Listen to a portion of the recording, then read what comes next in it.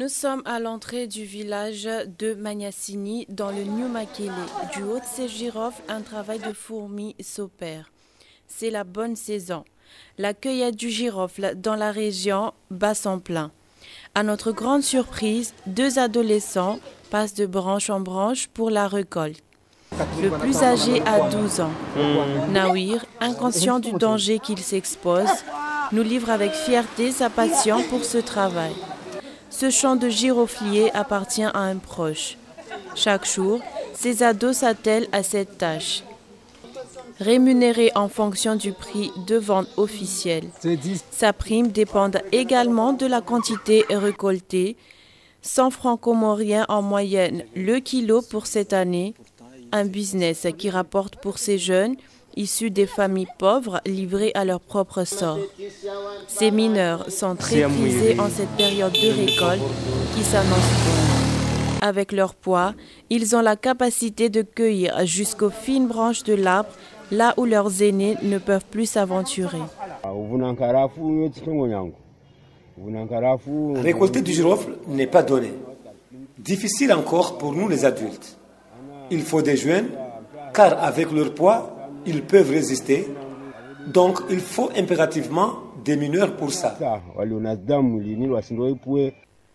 Comme des fleurs, ces clous de girofle décorent l'espace.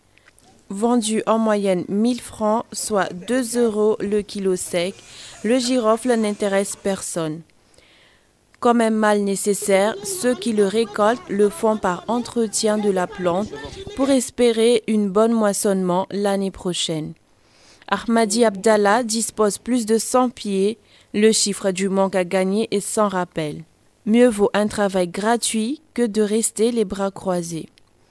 Comme une bouffée d'oxygène, le girofle apporte un ouf de soulagement dans plusieurs familles. Chacun tire profit. Du propriétaire des champs au collecteur. Il fait vivre toute une chaîne des populations. Comme dans tous les secteurs, là aussi, le coronavirus y est passé. Ce préparateur de Bazmini a quand même une proposition à soumettre au gouvernement.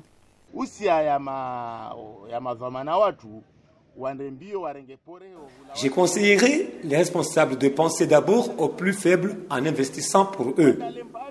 Ils peuvent par exemple prendre moins de taxes sur le kilogramme de girofle pour apporter un ouf de soulagement aux cultivateurs.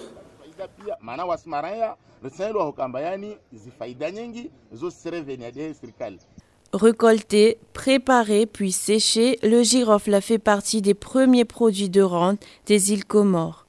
En moyenne, plus de 80 000 tonnes d'exportation par an. Le pays fait partie des 5 premiers exportateurs des clous de girofle dans le monde.